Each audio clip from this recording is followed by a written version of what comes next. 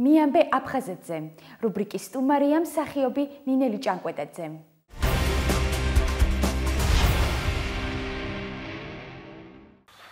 ქალებს ასეთი წესი გვაქვს. პაემანზე ადრე მივალთ ხოლმე და დავიმალებით.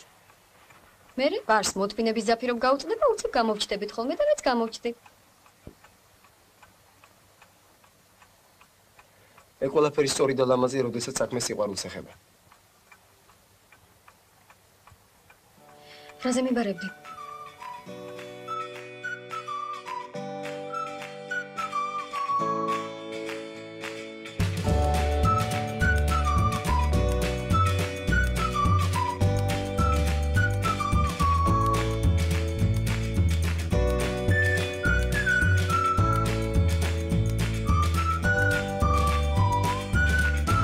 ამთავრებდი სკოლას, როცა უბრალოდ დასასვენებლად ჩავედი სოხუმში, ჩემი მეგობრის დეიდამ წაგვიყვანა მე და ჩემი მეგობარი კლასელი, ცნობილ სასტუმროში სანაპიროზე იქ გავჩერდით და ეს იყო პირველი, ასე ვთქვათ, შეხება.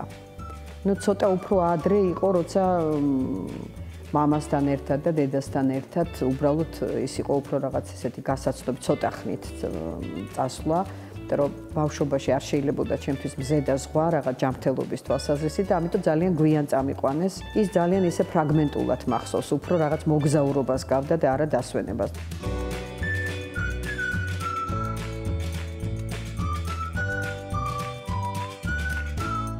მოგვიანებით ეს იყო არაჩვეულებრივი ბიჭვინთა ლიძავა, რა ვიცი, განთია და ბევრი ესეთი ადგილები, სადაც უკვე ყოველ ზაფხულს რო არ წავსულიყავით, არ შეიძლებოდა. მრავალი წლის მანძილზე მე და ჩემი მეუღლე ბიჭვინთაში ვისვენებდით. ეს იყო ჩვენი, ასე ვთქვათ, ერთადერთი გასასვლელი ადგილი, იმიტომ რომ ის წლებია, როცა ჩვენ ძალიან აქტიურად დაკავებულები ვიყავით და პრაქტიკულად შვებულება არ გაგვაჩნდა. ჩვენი შვებულება იყო კინოგადაღებები ან რაღაცა, რომელიც ასევე ვცდილობდით, რომ თეატრისთვის ხელი არ შეეშალა და ზაფხულში მოგვესწრო და ისიც სადღაც ახლოს ყოფილიყო, რომ შორს არ წავსულიყავით.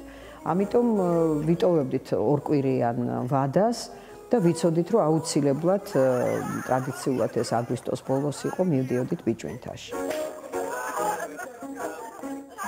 რატომღაც მგონია, რომ მე ახლა ბევრ ადგილზე ვყოფილვარ, მაგრამ აი ასეთი ზღვა, ასეთი ჰაერი რა იქ რაღაცა რაც ტრიალებდა. შეიძლება ახლა უკვე იდეალიზებას ვახდენ იმისას ყველაფერს, იმიტომ რომ ეს ჩემ ახალგაზრდობასთანაც არის დაკავშირებული და იმ ყველაზე ბედნიერ ხანასთან, რასაც ერქვა ახალგაზრდობა. სულ მახსენდება პირველი სოხუმის სურათი, აი არაჩვეულებრივი სასტუმროსი და იმ სანაპიროსი.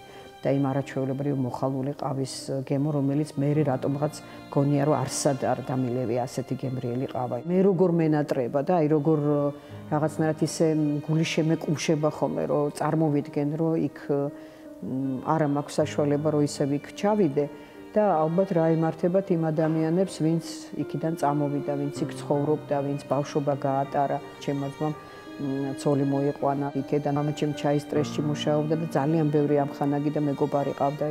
ის ჩემი მეგობრები, ეზუგბაიები, ლალი თავის ლამაზ ოჯახთან ერთად და ის მეგობრები, ვინც პირველად გავიცანი იქ ჩავედი და გავიცანი და მე რაღაც ეს გადაიზარდა ესეთ ურთიერთობაში ყოველწლიურში და დღეს უკვე ის აქ არის თავის დებთან და დედიკოსთან ერთად. როცა ეხლა ლაპარაკობ აფხაზეთზე, სოხუმზე და იმ ადამიანებზე, დიდი სევდა და ტკივილი უფრო მოდის, ვიდრე დაუშვათ ის სიხარული, რაც იქ მქონდა და ის ბედნიერება, იმიტომ რომ ვიცი, რომ ეს ადამიანები დღეს რეალურად ისევ არიან თავისი კუთხის და თავის სახლის გარეშე.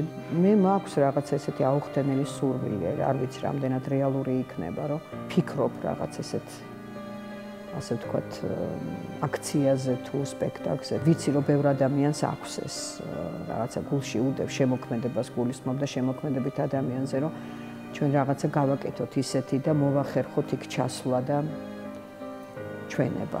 დღევანდელ სიტუაციაში ვამბობ, იმიტომ რომ როცა ჩვენ ლაპარაკობთ რაღაც ურთიერთობების აღდგენაზე, მე მაინც მიმაჩნია, რომ ეს ადამიანური ურთიერთობები წყვეტს ყველაფერს.